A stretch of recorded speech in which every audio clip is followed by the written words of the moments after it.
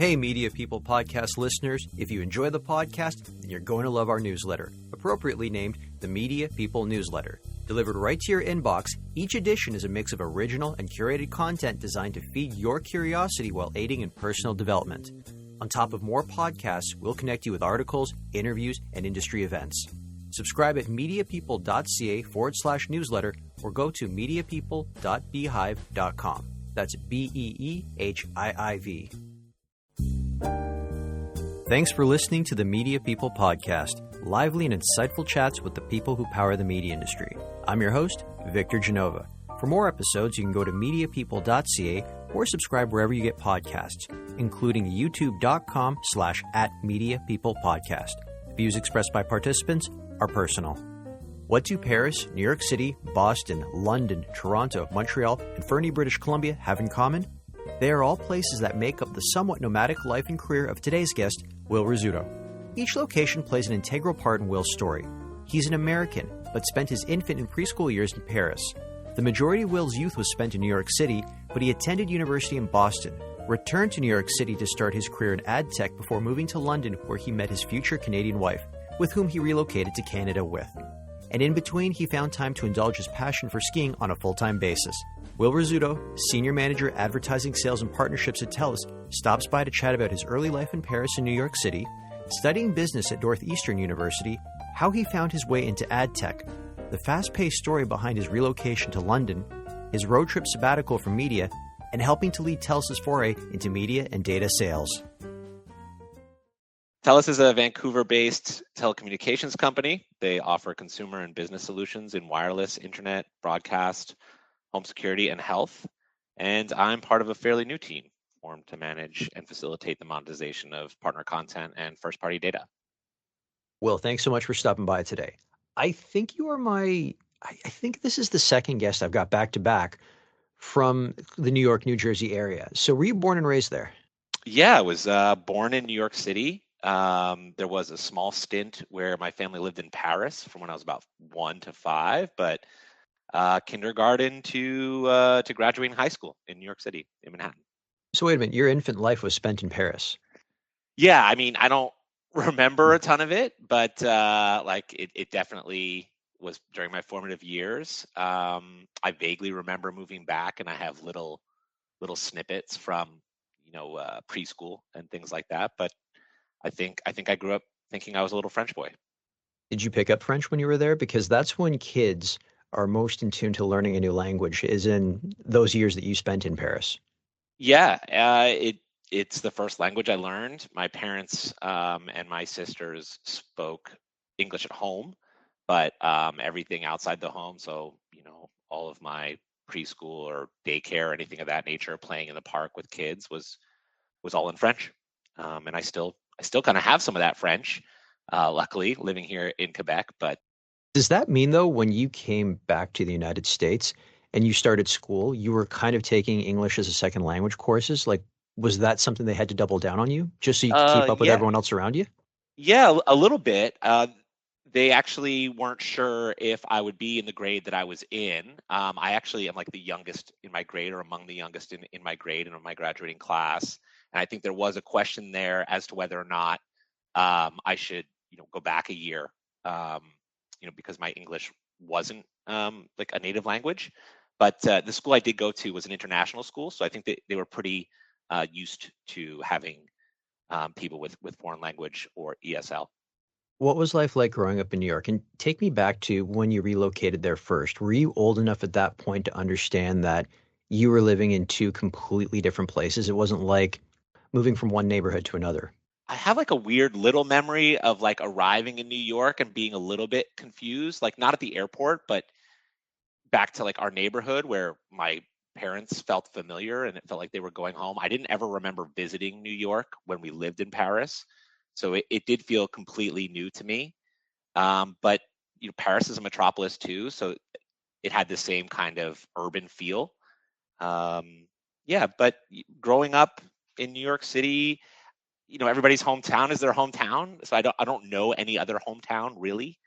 I had friends in the neighborhood like everybody else. I played in parks. It was like Central Park, and but as far as I'm concerned, it was kind of the same as anybody had in any given experience. Just as I got older, I think I started to realize how special it was to be growing up in New York City. And even still, I think a lot of that comes through in how I show up. There's that kind of energetic vibe, that fast-paced feel of New York that I think is kind of core to me. Which is the complete opposite of Paris and France, where they are far more relaxed. I mean, don't they have a law that says that you can't answer work email past something like 5:30 or 6 p.m.? Yeah, I think there is some pretty hard cutoff there. And they also take like really long summer breaks. I don't think they're quite like Spain with like the midday nap, and like that kind of siesta. But I think they're also a little like firmer at work too. I think there's more of like a hierarchy, from what I understand, in like a Parisian office setting. It's a lot more like boss say, employee do, where I think there's a lot more collaborative and earned leadership on this side of the pond. You've got a story about coming back to the United States and going through customs as a young boy. What happened with the customs officer? It's my parents' story. They told it at my wedding actually. But essentially, as we were declaring our return, declaring ourselves as returning to America, the customs officer asked if all of us were Americans, and my parents and sisters nodded yes, and I stopped them and said, "No, I'm French." And there was a bit of a side look, I'm told, and just a small misunderstanding, but I guess that kind of speaks to how I viewed Paris, and the way it kind of formed my identity at the time. A scary little moment for my parents, but resolved quickly. What were your interests or hobbies growing up?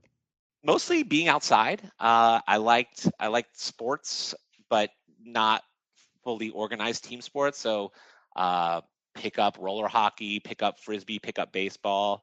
A lot of time in the park. I lived in a pretty interesting neighborhood in New York City that was a bit enclosed. So we would play things like manhunt and big games of tag or hide and seek in a pretty wide area. So being out basically from sun up to sundown was my hobby. I liked rollerblading. I liked riding my bike around the city. I liked running, and yeah, generally being outside. And my parents also took us to um, places like Pennsylvania and Vermont when we were growing up. So I had a lot of opportunity to be in the mountains or in the woods as well. And that's where skiing comes into this. Yes, yes, skiing is pretty important to me. I had a sticker actually on my fridge growing up that said I only work so I can afford to ski. Uh, so it's a pretty important part of my identity, I would say. I think in university I like lost touch with skiing a bit, and it showed. And I kind of vowed from there that skiing would continue to be super important to me. But I grew up skiing. I was fortunate that my parents would take us to Vermont every weekend. I was part of a ski team, and once I left the ski team, I continued to be part of the ski industry, um, and even my first job, which I think we'll get to. Did you do any skiing in France, like go to the French Alps? That's actually where I learned to ski, in Val d'Isere and Oran. My parents and my sisters are much older than me. I guess that's important context.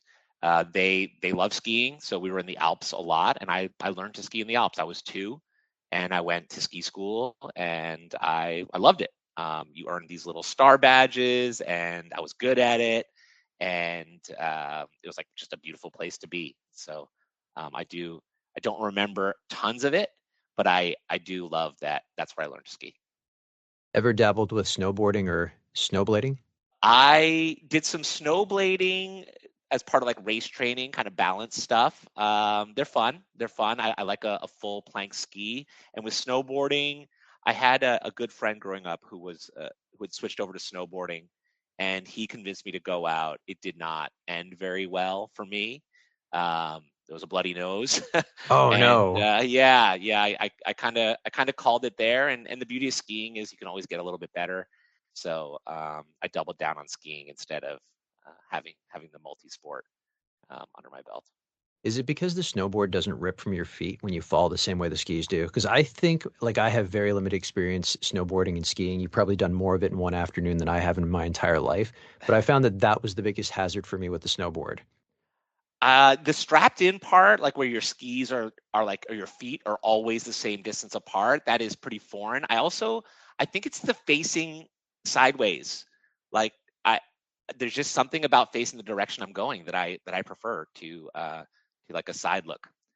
You mentioned your sisters and that you've got two older sisters and that they're much older than you are. You also cite them as your biggest influence. Why is that? They kind of were like second moms. I grew up around them.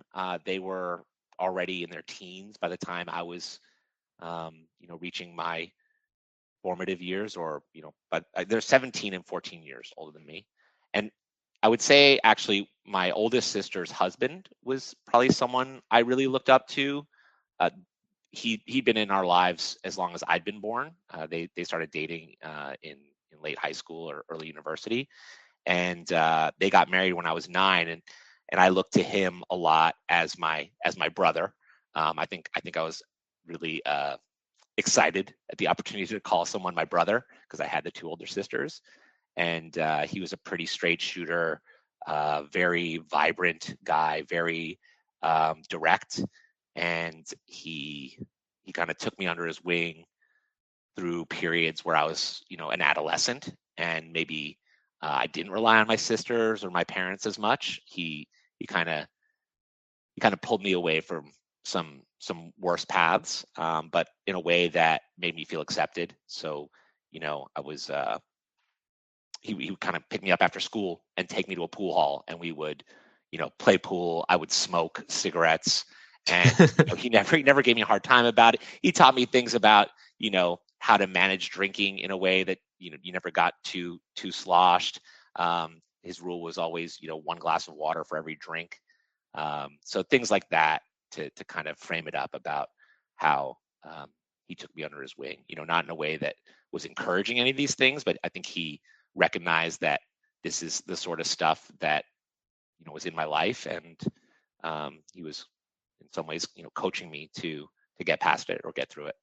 Did you ever feel like an only child at some point? Just because your sisters were a lot older, they probably moved out just as you were, like you said, you were becoming a teenager, and at the same time, you were the only male. So, in some way, your parents already knew how to parent, but they were kind of trailblazing a little bit with you because you were the only boy. Yeah, yeah. The only boy, the little prince, has been said a few times. The other thing is, like, they had kind of like, it was like their second time parenting, not just their third kid, but like their second time parenting. I think they gave me a lot more free reign. So definitely, I felt like a pseudo only child. And yeah, they were moving on. They were moving out. My sister got married by the time I was 10. My other sister had moved out around the same time, and my relationship with my sister is actually stronger now than it ever has been, because I think as we get older, we're kind of in a more similar life phase. My sister's kids are actually closer in age to me than I am, but now that I have kids, we kind of relate on a different level than we did or ever could as young people. I mean, kids who are 4 years difference, it feels like a lifetime, but adults Yes. 4 years apart, we're very much the same. Should we be surprised that your first job ever was a ski instructor?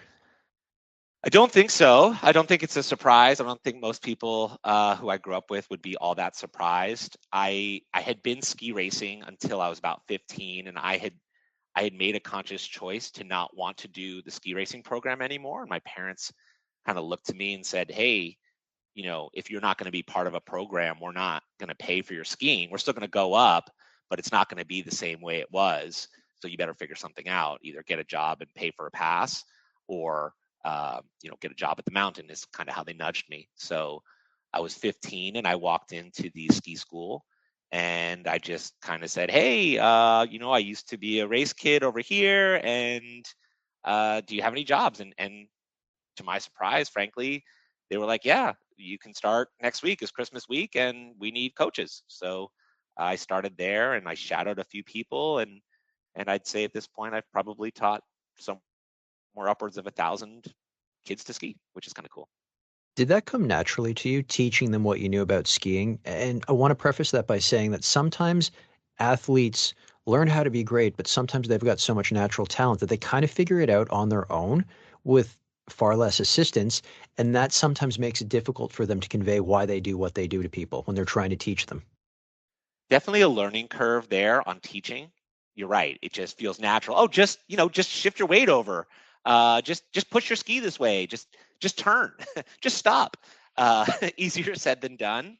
But they had some really great instructors there at the school, who, like I said, I shadowed, and they taught me a bit about the basics, like things that you wouldn't think. Hey, we're going to do some walk like a duck exercises. We're going to do some 1-foot ski pushing around, stuff that I never remembered learning, frankly.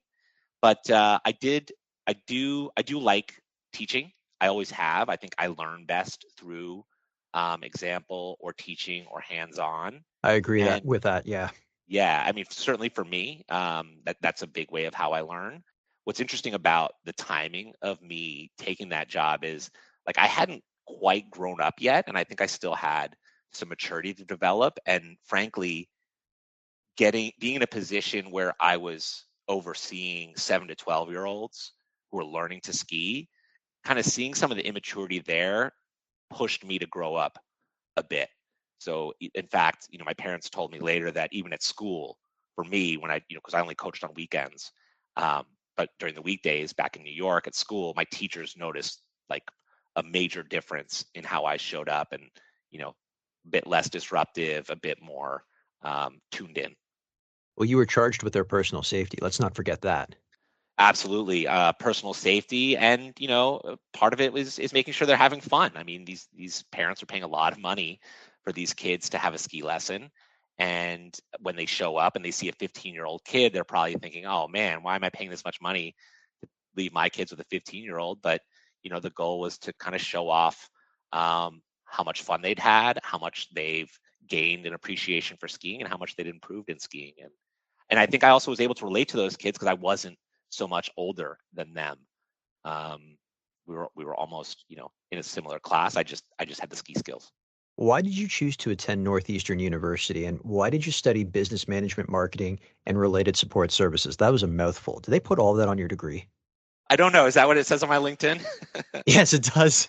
Yeah, maybe that's due for an update. Truthfully, I like the idea of Boston. I've been in New York for most of the life that I could remember. I wanted to be in a city. I wanted to be not too far away. The business side of things, oddly enough, seemed like a good fallback to becoming a ski bum, believe it or not. Hey, I could be a ski bum, and if I blow out my knee, I can always go into business, was kind of the joke.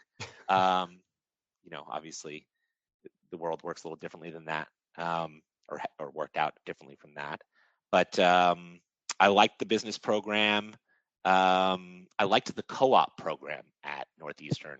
That kind of hands-on learning. And if you don't know what a Mm. co-op program is, you spend half the year in a job in the area. So I worked for an insurance company. I worked for a fine jewelry distributor as well, in like the back room of a mall, or like a department store, doing kind of working with Excel, working with PowerPoint, making calls to stores, making calls to vendors, doing cost sheets and things like that. Things that a lot of kids learn at the first job when they get out of school, where someone with a co-op background comes out of school with about 2 years of experience, like hands-on. So it was really instrumental in how I interviewed at my future jobs, and how I ramped up quickly in my early career jobs. And did your co-op terms shift the cadence of your academic terms? Because the co-op in Canada, usually you spend the first year, or at least it was at my university, you spend the first year just like anyone else doing 2 semesters of academic work.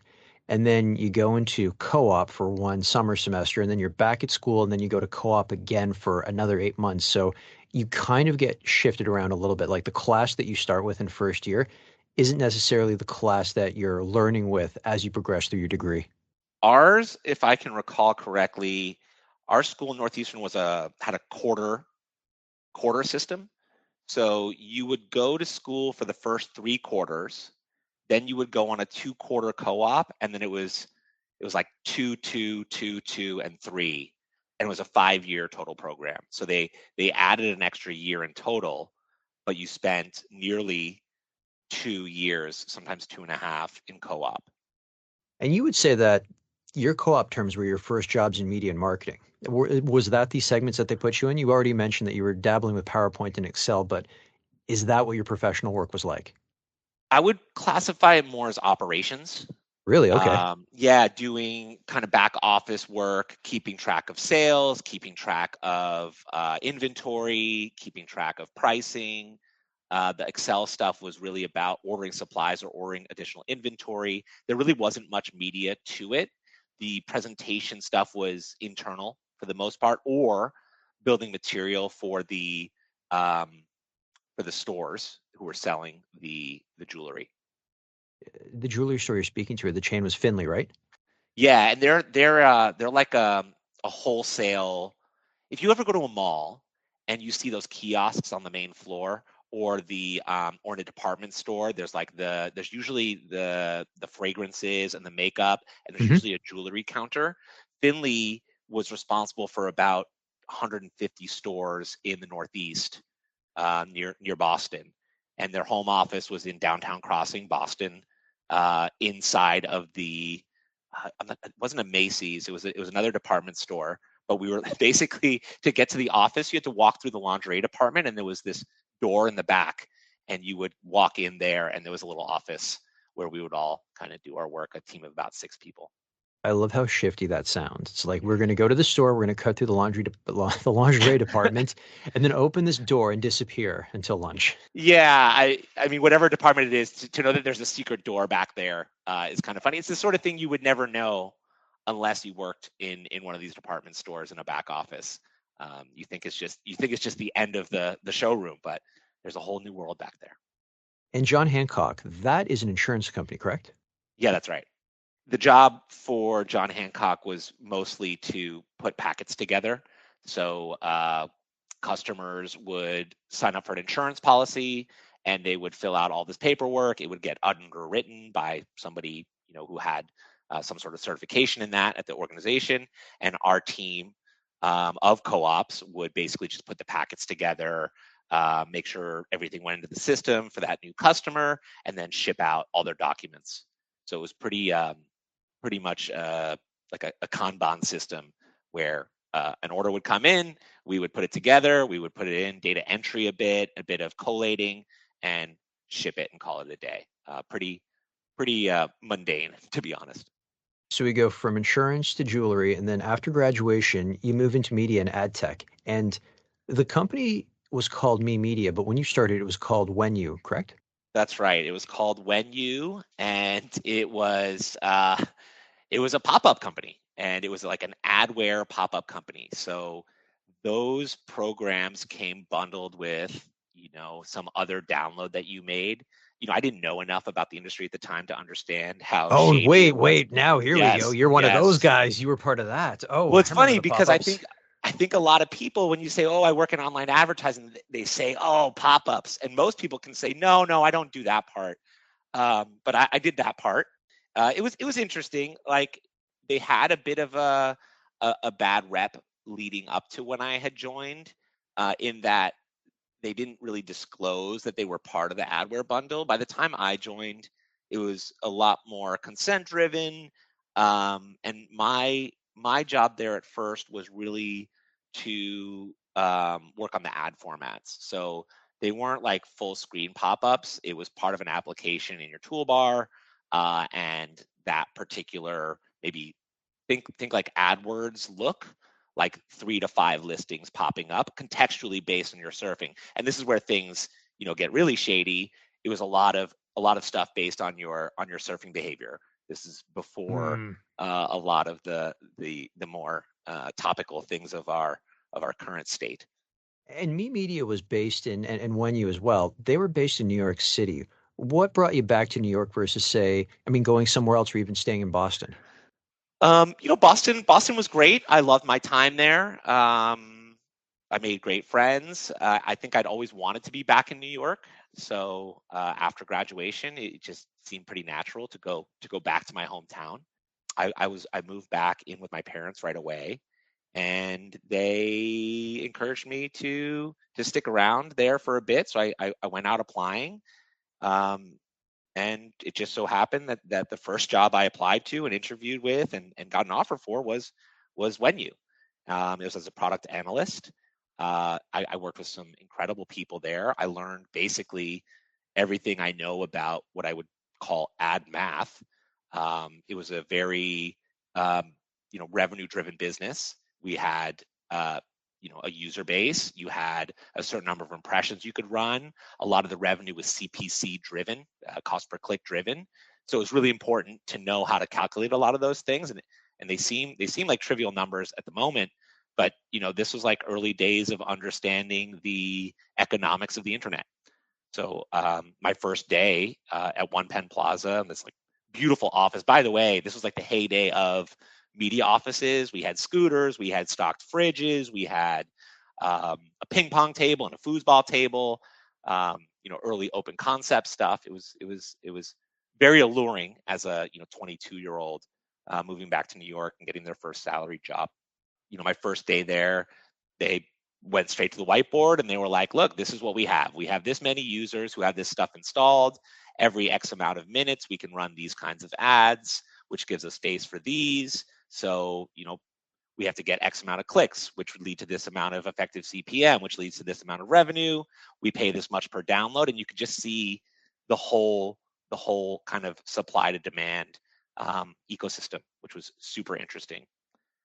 And that job evolved into a partnerships role where I would work with backfillers. So a lot of the ads were direct sold, but for anything that didn't get sold, we had partners who we would slot in, like AOL, Yahoo, and a few others that probably don't exist anymore.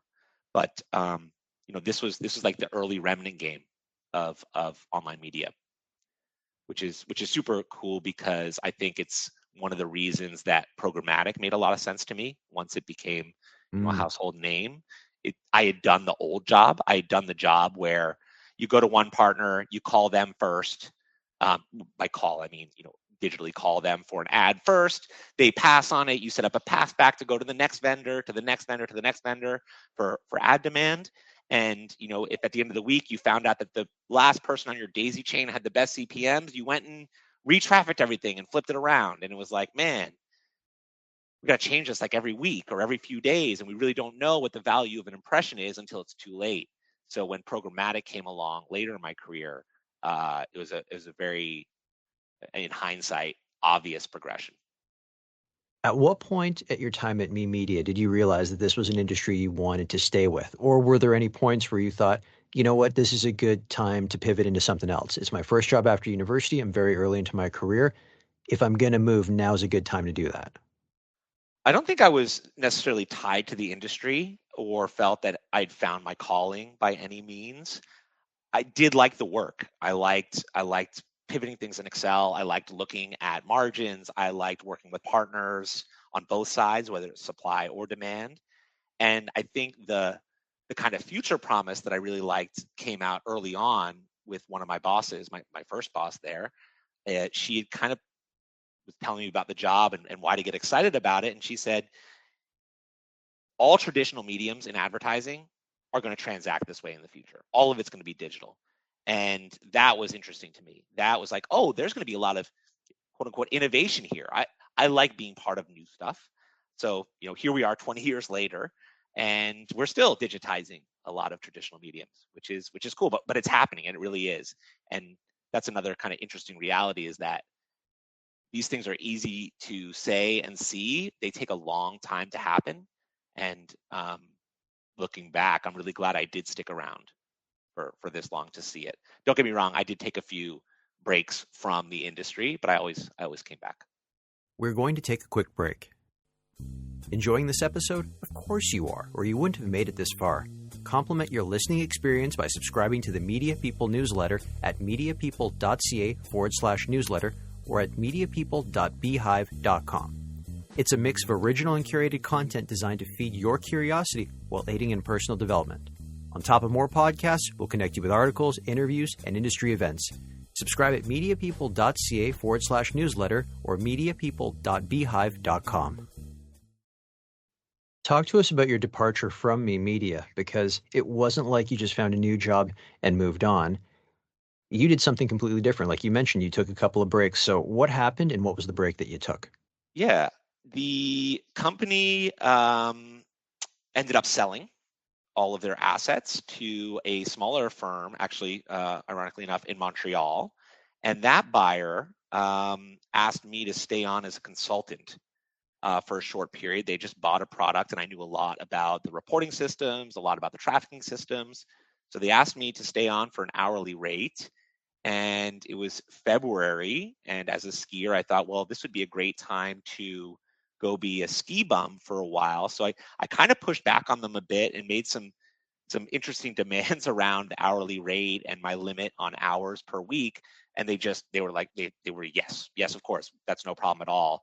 So I kind of had my eyebrows up and said, all right, well, I guess I'm sticking with you guys a bit. And they said, when can you start? I said, whenever you need. And I said, where do you need me? And they said, go work from wherever you want. So I ended up having it both ways for quite some time there. I moved to Vermont and I worked from, my parents' condo there, which was right at the base of a ski hill. So I would do the work at night.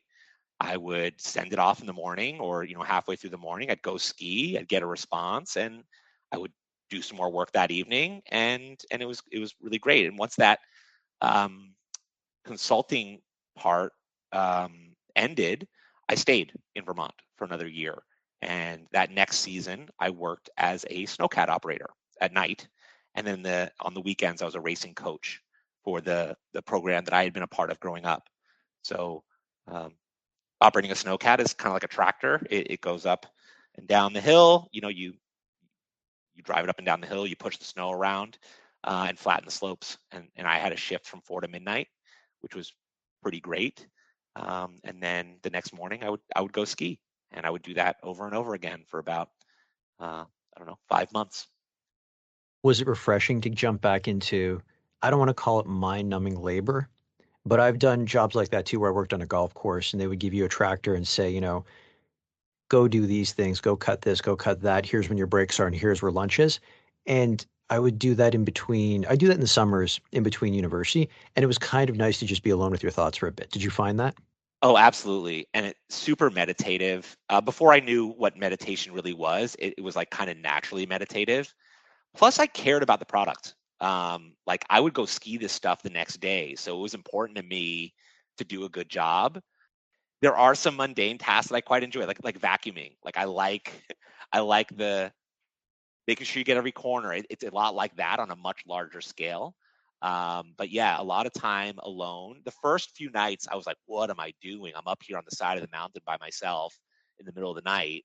But very quickly, I got into rhythm of it. And there is something really great about not bringing any work home with you. Yes, I agree with those that. kinds of functions. The experience was pretty amazing. It's probably something I may look to do in retirement, frankly. Move to a ski resort and be that old guy who operates a cat at night.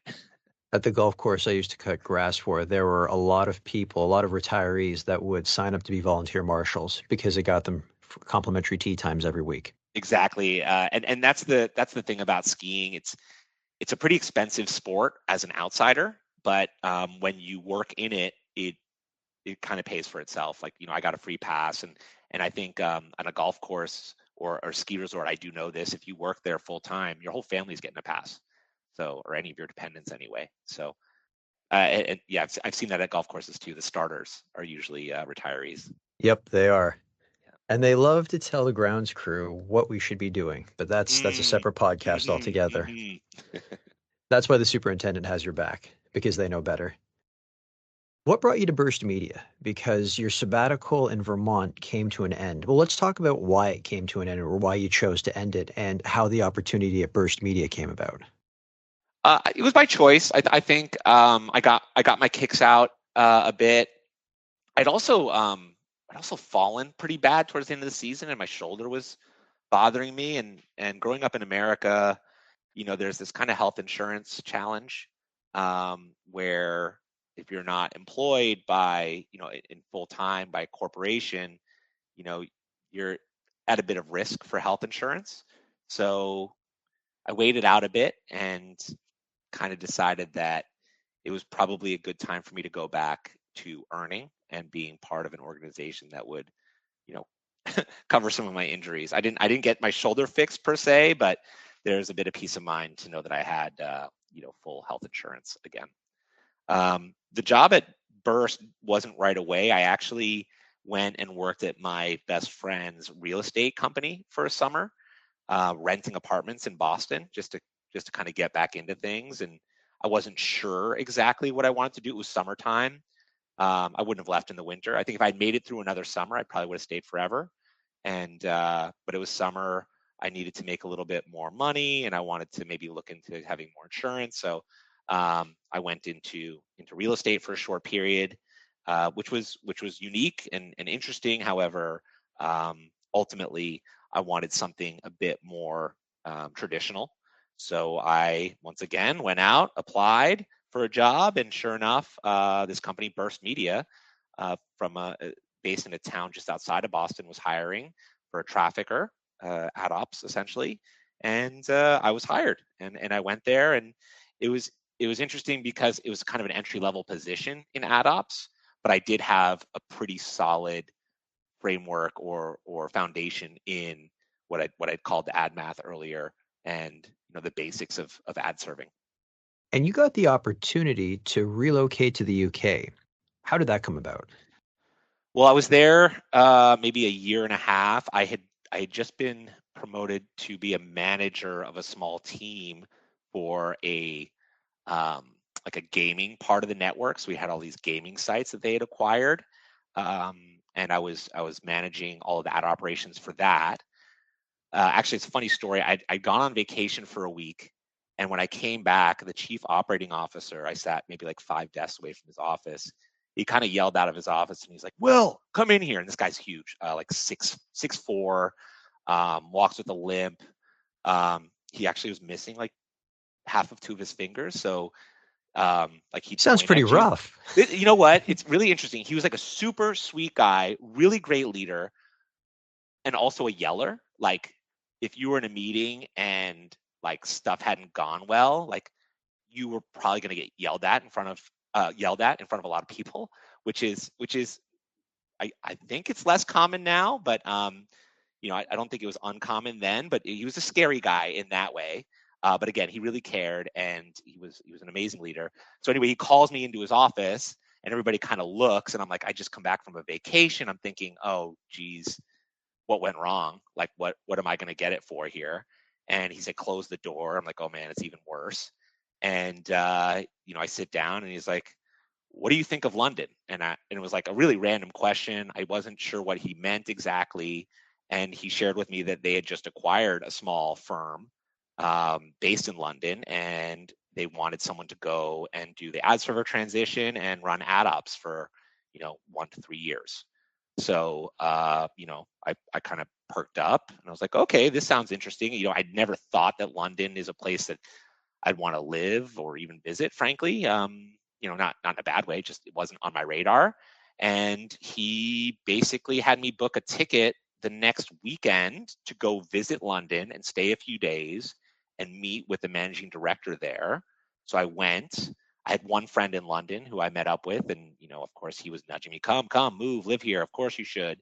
And I hit it off with the team there. So when we came back, he gave me a few days to decide, and he said, "What do you think?" And I said, when would this all start? And he said, yesterday. And I was like, okay, then.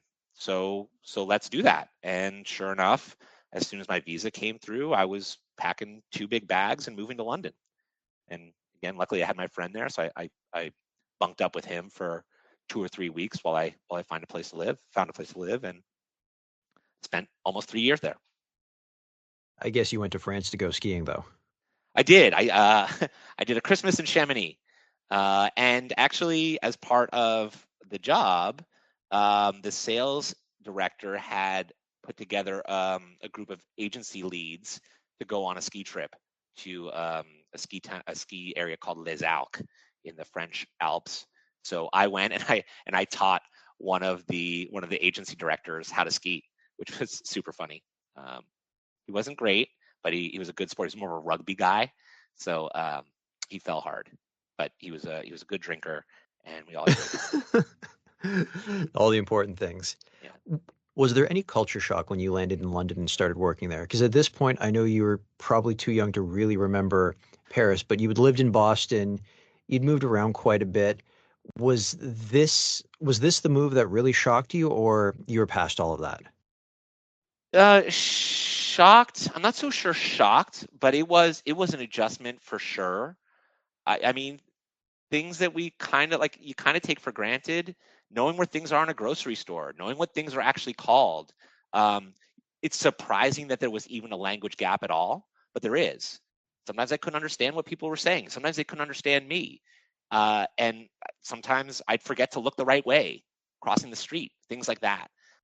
But all in all, as far as international change goes, London is a pretty accommodating place coming from the States. I wasn't the only American expat there. Everyone does technically speak the same language, but for sure there are some like cultural cues that I have to imagine I missed. Or as I look back, I know a bit more about how things are phrased and what they might mean under the surface. The English are very reserved culture. They don't always tell you directly what they're thinking, which in New York you're pretty much, and even in Boston, you know what people are thinking. They're going to tell you what's on their mind. Whereas in some place like London or England, they might say, "Hey, yeah, you did a pretty good job on that," and you think, "Oh, okay, I did a pretty good job on that," but that doesn't mean you did a pretty good job actually. How did your professional duties change? I was responsible for the entire European portfolio of sites and revenue capture. So I had a whole P&L in operations there. I still was operation and ad ops focused. It was the first time that I was hiring multiple people and managing more than a team of 2 or 3. I had about six people there. So yeah, it was a step up for sure, and there was a lot of autonomy there when I got over to that side. It was an interesting dynamic being the American from the home company in a kind of satellite group of people that are from a different culture and had been working together for quite some time, but they were really inviting, and the pub culture there really helps to loosen things up. You mentioned that you spent 3 years there. What brought you to Toronto? Not back to New York, but what brought you to Toronto and all of media? Well, I met my wife there. My wife is Canadian from Toronto. Her father is Scottish, so she has a passport for Scotland and one for Canada. She was there for a postgraduate program and was good friends with one of my colleagues who was from Toronto. And she introduced us, and we hit it off. Her program ended, and we were kind of like, well, this is nice. Should we see where it goes? And we moved in together in London, and it stayed together because it was another year and a half basically that we were there together. And ultimately, sometime around October of 2014, we realized that it had rained every day for 6 weeks and thought, it's probably about time to go back to North America.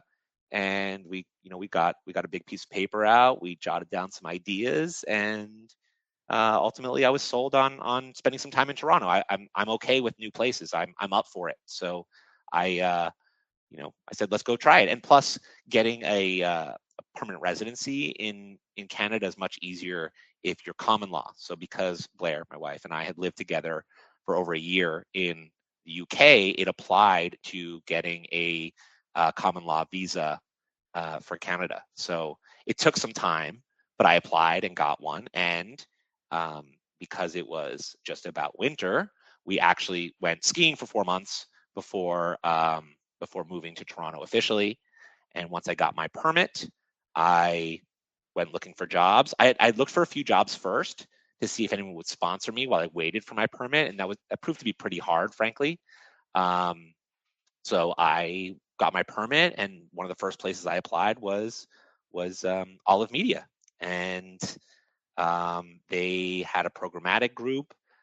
They were looking for a lead on, and I just lucked out, and the interview went well, and again, interviewed, had an offer within a couple weeks, and was starting, and that was my first job in Canada.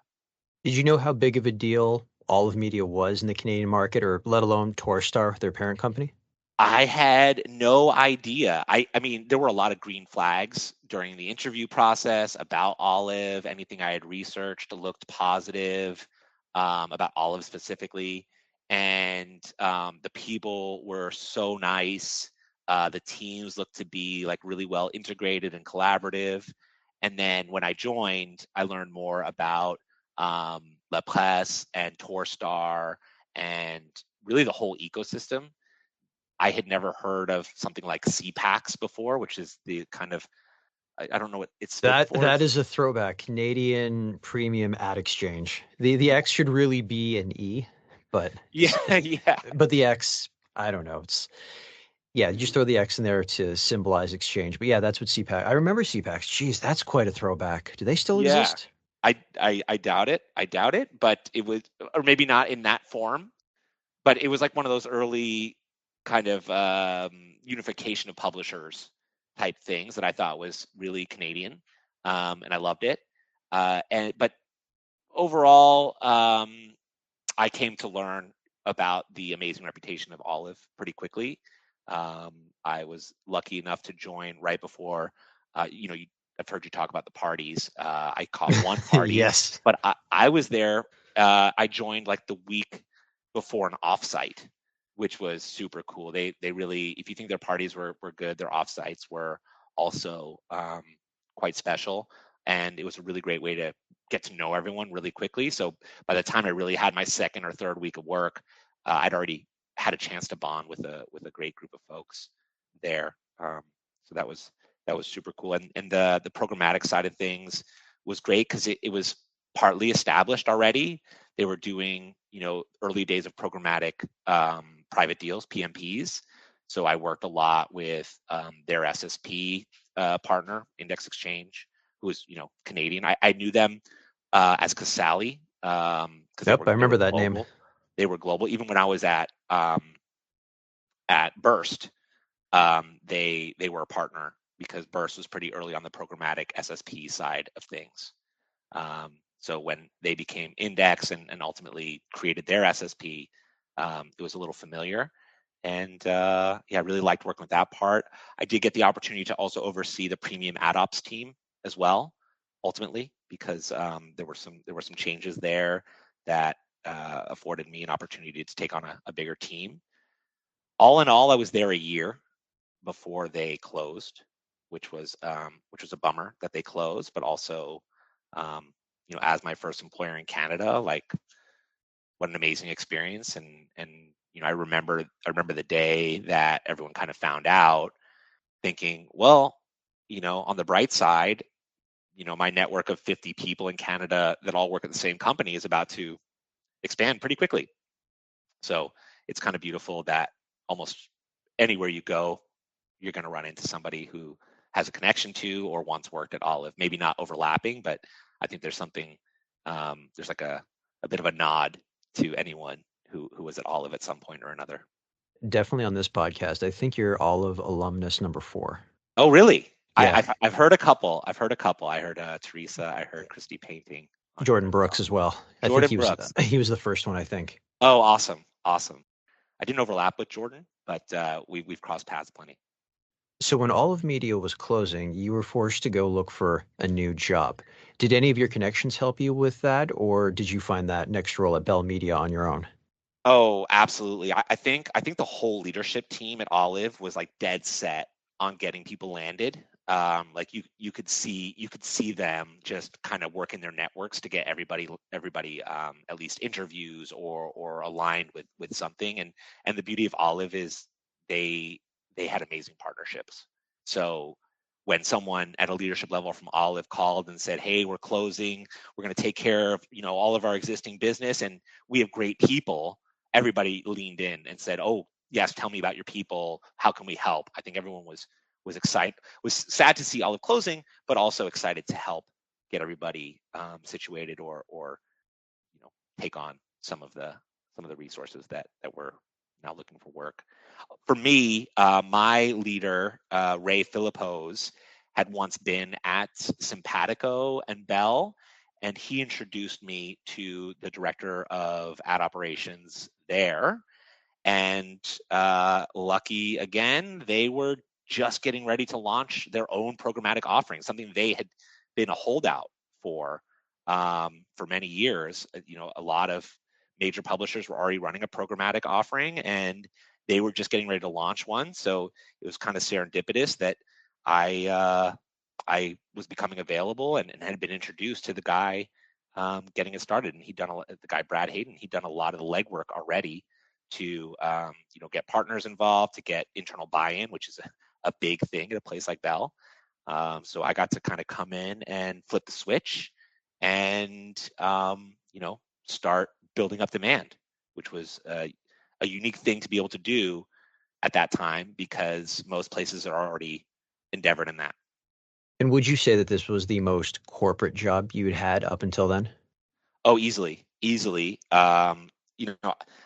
I didn't even really know what Bell Media was, if I'm honest. Like, I'm not a huge TV guy. Like, I'm kind of a cord never, and like I didn't know much about CTV, the channel, TSN, any of these things, but it was nice to be there because of their corporate status. That's not so much the corporate status, but their premium status of media. I'd always been at networks, even Olive to some extent was still a network of representation, and things came and went, and you had some sites that weren't as great. You had some sites that were really notable and easy to sell or easy to position in the programmatic market space. But being at Bell, it was like it was fun because people actually took the calls and the agencies were keen to engage. They really wanted, they were waiting for Bell to be offering stuff programmatically. And those were fun calls to make, to offer deal IDs and to get those set up with the major trading desks at the time. So definitely corporate, but it came with a premium product that I had never really had a chance to be a part of before. And your next move wasn't the end of your career at Bell, but it was the start of another sabbatical. Again, tied to skiing. I'm seeing a common Yes. theme here. So Yes. talk to me about the conversation you had with your wife in deciding to, I guess both of you left your jobs and you relocated to, it was Banff, right? Fernie, British Fernie. Columbia. Yeah, we so maybe some helpful context. At Bell, I was actually a maternity leave coverage for the first year on a contract for 1 year, then renewed for another year. And around January, it was coming up for renewal. And at this time, it was about October, November. It was coming up for renewal.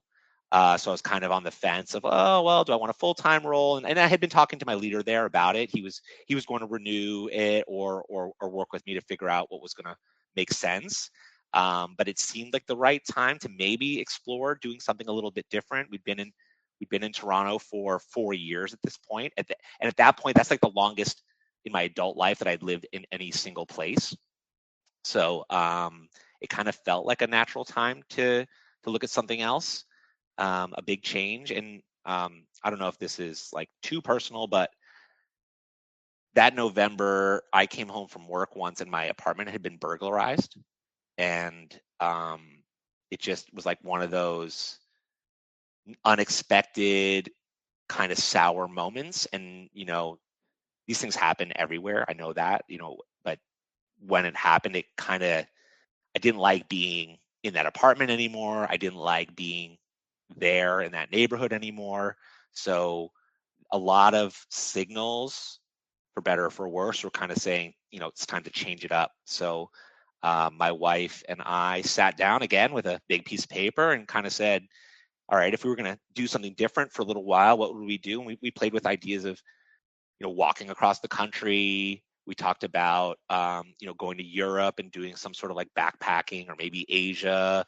We talked about buying a van and doing a van life thing, or biking across the country. All sorts of things came out. And in the end, we decided to buy a station wagon, like an old Volvo cross-country station wagon.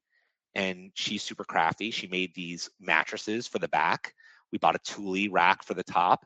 And we went on this like epic road trip where the goal was to land out west by winter, the next winter, and be like, find some ski jobs. We had honeymooned a few years earlier in Banff and Fernie, and I had actually joked at the time that we should live here, and it was a joke, but it got more and more serious, and especially as this opportunity or this trip formed, we kind of put that in our sights as we'll drive all the way east to Newfoundland, and we'll drive all the way west to Vancouver Island, and then we'll come back to either Whistler, Banff, or Fernie, and it was Fernie. We lived in the parking lot for a couple of weeks while we figured out, jobs and housing, and we spent a whole season there. That is a hell of an adventure. Yeah, it was super cool. It was once in a lifetime. Hopefully not once in a lifetime. I was thrilled that we did it, and I think the next challenge is to do it with kids. So we'll see. Hopefully, hopefully it's not like a situation where we feel like we need to get away from our apartment or our home. Hopefully it'll be a bit more calculated, but no regrets. And speaking of kids, that's what brought you back to, I guess you could sort of say, the corporate world and Bell Media. Yeah, I think so. I think when we were in Fernie around February, we became pregnant, and all kind of part of the the hope, the plan. We were very fortunate in that way, and we had a moment where we had to again get out the big piece of paper and say, what does the next few years look like? We toyed with the idea of staying, and I think we could have made a nice little life there. But if you've ever been to Fernie, it's a 3-hour drive into the interior from Calgary. So neither of us had family out that way. So to see our families would mean, flying to the east, choosing Toronto or New York every time, and family's important, and we were about to learn that firsthand. So we said, okay, what makes sense in the east? I wasn't super keen on going back to Toronto personally, just because of the skiing thing. We'd made it work. We'd done a bit of blue. We'd done the big drives to Vermont. We'd done a few trips out west, but I like being closer to mountains. So we looked at the map, and hey, Montreal's always been a place that we think is interesting. Let's make some calls and see what's going on. And not to overplay this one, but lucky again. Like I called my former leader there, Brad Hayden, again, and it just so happened that a couple of his associate directors were leaving, and he had a seat for me, a lot like the seat I'd already been in, with maybe a bit more of an evolved position, but mostly a similar function. So I worked out some contract details with him for a full-time role, and we packed it up in April, and I had a job starting in the middle of May, and we settled into Montreal and welcomed our daughter that November. And I take it you probably had to move pretty quickly on this, because you find out that your wife is expecting when you're still in Fernie, and you guys don't have, I guess, a doctor at this point for her. So it's like she can't go for regular checkups. So I imagine, was that one of the things that you had at the front of your mind, was like, okay, we've got to make sure that you're going to see the doctor regularly, because I imagine she's probably seeing the doctor at least once a month until the birth. Yeah, we did have a doctor in town who could do some of the monthly stuff, but the closest delivery room was like an hour and a half. Okay, that's problematic. Yep. called Cranbrook. But look, people are born in Fernie all the time. Like, but we'd heard stories from her colleagues at the, God. like who like would drive halfway there and be like, oh, we had the baby halfway there, and like kind of decide whether to just go home or to keep going to the hospital to check it out. Jesus. I Yeah. knew where you were going with when you started talking. I knew where you were going with this, and I'm like, oh God, side of the road babies, backseat babies. Yeah. Well, we didn't have that because we ultimately decided to move to Montreal. It was interesting to get onto the insurance here, find a doctor quickly. In fact, actually, we lucked out, to be honest. If you're ever moving to Quebec, do it pregnant because they really do prioritize pregnant people. So we had like a GP right away. We got taken care of because we were kind of in an urgent-ish situation with a baby on the way. Oh, and as a side note, because your kids were born in Quebec, they also get Quebec tuition rates, which are the lowest in the country. Is that right? Is that right? Yes. Yes, I had a friend in high school who was from Montreal, and he went back to he moved back to Montreal to go to Concordia University, and we're going back to the fall of 2001. And take this with a grain of salt. This is what he said, but apparently his tuition was 1,800 Canadian a year, whereas mine in Ontario was about 4,500. I won't tell you what my American. Oh, I know yours was probably Yeah, quite a bit. high 20s, high 20s. Oh, I geez. paid those off over the course of 15, and that's probably part of why I didn't go directly to being a ski bum after university. I had some loans to pay off. Sliding back into Bell Media in Montreal, was it like riding a bike again, or did you kind of have to relearn the company? Because I guess now you're at headquarters because Bell's technically based in Montreal, even though Toronto's got a very robust office, that's still technically a satellite office. Well, Bell Media is the company technically. So Bell, yes, the CEO of Bell is in Montreal, but we're Bell Media, and I would say it's mostly driven out of the Toronto office, either Queen Street or Eglinton, which is where most of their sales are lined up for broadcast, digital, and out of home radio. So Montreal is probably not the primary office for Bell Media. I'd worked with them a lot. A lot of the team is there. My director was based there. A lot of the folks that I'd worked with, account management and inventory management, were already in Montreal. I was visiting Montreal once a quarter in the last position as well, because I had a few team members on my team who were based in Montreal, and so it was like it was not so different. It was a lot like riding a bike. Not a lot had really changed, if you know what I mean. Doing things at Bell Media take a long time, and that's not a bad thing, because when you get them done, it's really quite an accomplishment. Like, one example, like getting header bidding on the sites at Bell Media was a massive undertaking. And for the New Yorker and me, it was like, at first it was infuriating. It was like, this is a piece of code on the page. But, there's a whole sell-through thing. And I was lucky in both stints that I had really good leaders there, one of whom I think you've already interviewed.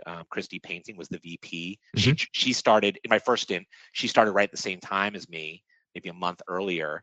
And she was gung-ho. She was knocking down barriers left and right to make sure the inventory was available for programmatic where it might have met resistance in the past. And she was super receptive to improving technology, as was my direct leader.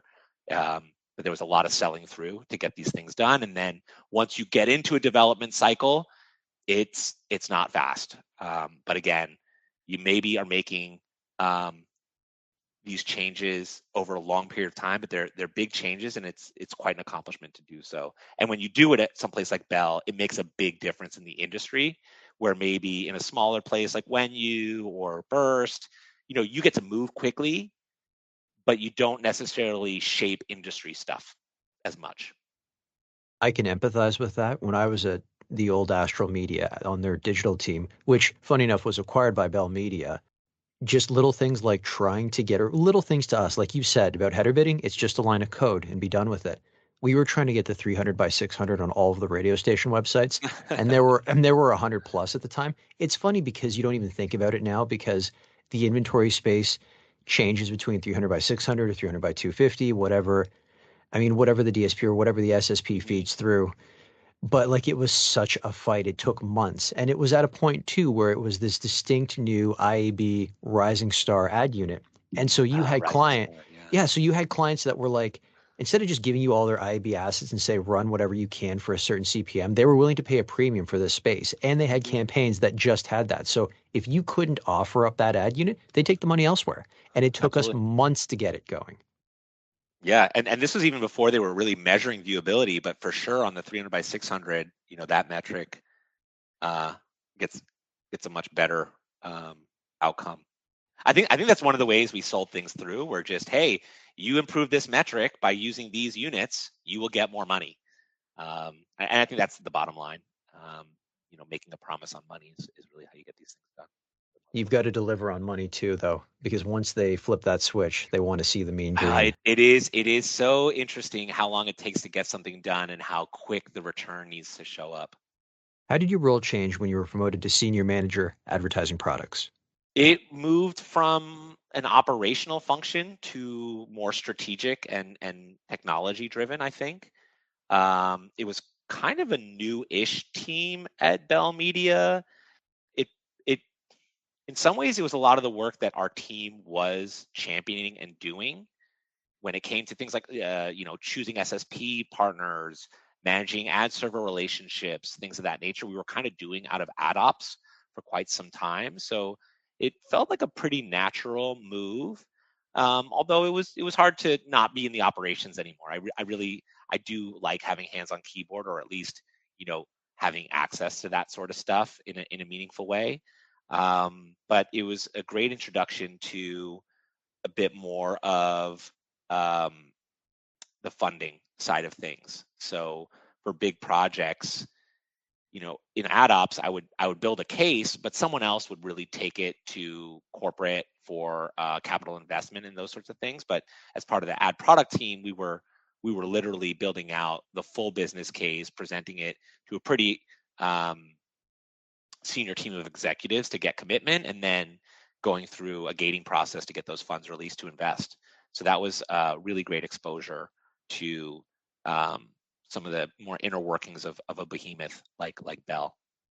What brought you to Post Media, and what did your role there as senior director of product management and monetization entail? I spent about a year and a half in the ad product role at Bell, and I was looking for something a bit more nimble. And the SVP of product and engineering at Post Media had reached out, and he didn't have a ton of experience in ad monetization, and he needed someone to come and do the development and product planning for all of the Post Media websites and apps. So there was an opportunity. It seemed like there would be some great interaction with development and engineering, which is something that I think I had missed since like early days, like Me Media, where I'd actually sit with devs and we would talk about feature changes and things like that. So that was enticing, and the compensation was definitely part of what allured me towards that. They were fully remote. I could still work from Montreal from a home office. Bell was starting to talk about like a return to work plan. That's not an end all be all for me, but I did benefit as a parent, as a new parent, to really have those bookends of my day with my kids, and certainly was not looking forward to trading that. So this seemed like a good step for me, and ultimately it was, because I got to do things more nimbly. I got to deploy ad units more quickly. I got to work on metrics and influence the roadmap pretty significantly in a short period of time, and see those things come to life very quickly. Okay, so let's bring things full circle. The role at TELUS, how did it present itself? I'd stayed in contact with one of my former colleagues at Bell, who had also spent some time at Post Media. So we have kind of similar resumes, if you will. And he was brought on to TELUS to start developing a monetization strategy for any content or data that we had, or that TELUS had, exclusive and consented rights to. So he'd been here about a year, maybe a year and a half, building out some of the business cases. And he was on the finishing line of signing on some inventory, as well as still building some of the owned and operated opportunities on the TELUS TV side of things, or Optic TV. And he needed someone to bring it to market, directly to agencies. And because it was still pretty nascent, they were looking for someone with a strong product and operation background, and I seemed to fit the bill. What's interesting for me, what allured me to it, is that I'd always kind of resisted sales roles. I liked the I don't know if finiteness is the right way to put it, but I liked operations. I liked the problem solving of operations being pretty logical, in that, just follow the order of operations, follow the steps, follow the impression, follow the bid request, and you will find out where things are broken. Sales is a lot more, or a lot less logical than that at times, and it was a challenge that I was ready to take on finally. I don't think earlier in my career I had the skin for it, or the wherewithal, frankly. I think I maybe even took sales for granted early in my career. And it's been a really, really educational experience for me. And I think when I saw the opportunity present itself, I got very nervous, but also excited at all the things that I would learn along the way. And it's been about a year and change now, and I wouldn't change anything about that decision, because it's helped me develop significantly. We discussed it earlier on that you're not a big fan of team sports. It's more individual sports. Do you think that passion, consciously or subconsciously, helps you get into sales or understand or excel at sales a little bit more? I'm not big into team sports at either. I watch racing, and growing up, I was on the swim team and did martial arts. Like Mm-hmm. you're on a team in air quotes, but you're also competing against your teammates as well too. And I've found that that's a very strong parallel with sales, because you've got a team, and you want to support everyone. You should, but you also quietly want to kick their butts. Yeah, I don't feel the competitive part in the sales role. Maybe I should feel it more. I was the first sales hire. We're now a team of 3, and I'm leading it. Um, and my resistance to team sports was probably more the commitment to being on a team, and all the practices and all the weekends and all the early mornings. More that than actually being part of a team and depending on one another. I do quite like being part of a team, or even leading a team. um, so I don't know that it helps with the sales part as much as you it may for you. My only kind of joke around the team versus individual was always that there's no I in team, but there's 2 in skiing. So Nice. I did gravitate towards that. Still part of a team, to your point. We were alongside, but you're right. We were trying to beat one another. I never really equated that to the workplace. I know there's a ton of sports analogies, and I'm probably guilty myself. But for me, the sales, the things that are helping me excel at sales are skills that I've really only developed in the last decade or so, around active listening and empathy and trust in the universe. Have those skills helped you secure the promotions that you have? Because anyone listening to this is going to think, wow, Will is really good at moving up within his company. And if they're reflecting on their own career and they're trying to go for a promotion, what kind of advice would you give them? Well, that skill set around emotional intelligence is totally learnable. It's one of the things that I have tried to invest a lot in, and I will probably for a lifetime be investing in. But a lot of it kind of comes down to putting your hand up, saying yes. And I know sometimes the advice is say no more, or make it a hell yes. But sometimes, taking a chance, taking a leap of faith, trusting that things work out in the end, and saying yes to things that might otherwise scare you or have you nervous. Don't get me wrong. If you know something's not a fit for you, don't go do it anyway. But look for opportunities to learn. Look for opportunities to be someone who surprises others. Like, oh, I'm sure there are people who are thinking, I never thought Will would go into sales, or maybe I even say that to myself. But I'm surprised, but also excited, and I see it as a learning opportunity. And I think all of it is contributing to my own growth. So really putting your hand up and investing in your emotional intelligence skills. And I think growth is usually granted to people who help others feel heard. So, a lot of times when I can in meetings, I try to look to the quiet person and just kind of say, hey, what's on your mind? What have you not been able to say? Because, and I'm guilty of this as well. Sometimes the loudest person in the room gets the most attention, but it's the people who enable others to be heard that tend to find real growth and be seen as true leaders. Beautiful advice. And on that note, we're going to jump into rapid fire questions. Are you ready? All right, let's do it. The campaign you're most proud of? I've always been pretty background of campaigns, but when I was at when I was at Burst Media doing those gaming sites, we did a bunch of takeovers for Activision. So this was a cutting edge of innovation in advertising, digital advertising at the time. So synced banners and page skins across a huge network of gaming sites that all had to launch at the same time. I love the thrill of that. I loved video games. I still love video games, but I don't play as much. But I love being part of that. And it was also cool to get a few voucher codes for a new Modern Warfare that was coming out. So I liked working on those because I cared about the product, and I think they were investing in innovative opportunities on the web. Your favorite movie? If I have to pick one, I could probably watch The Fifth Element over and over and over again. Just ahead of its time, but also kind of timeless. But I also like suspense or thriller type movies.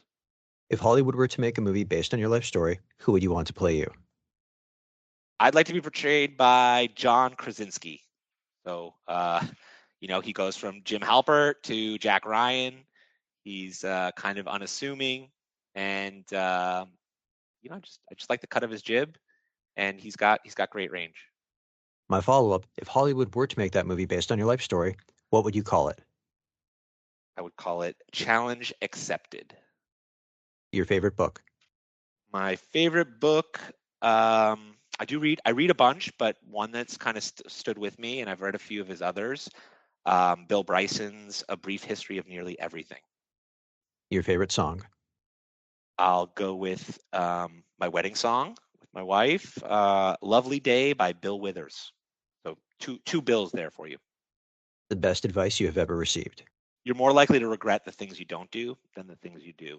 And that was something that came up with my dad around the time that I had the opportunity to move to London. I didn't have a lot of time to decide, and I did a lot of pacing, a lot of overthinking probably, and that's something he said to me, and it ultimately led to a big yes for that. And maybe one other thing that kind of more recent, you've seen I do move around a lot. I do go on to new things. And I think a good piece of advice that's helped me do that in a constructive way is that being ambitious about your future doesn't need to come at the expense of appreciating your present. If you could go back in time and give your younger self advice, what would you say? I don't think he'd listen. I know him pretty well. He wasn't a great listener at the time, but invest early, invest often in your physical and mental health. It's easy to put your job or the office ahead of physical activity or things are good for the soul. So invest early in that because it compounds. My signature closing question: if you weren't in media, what would you be doing and why? I would be an outdoor adventure guide because I love being outside. I love adapting to challenges, and I like being part of creating memorable experiences with others. And we're going to end things right here. Will, thanks so much for stopping by. Hey, this was fun, Victor. Thanks for having me.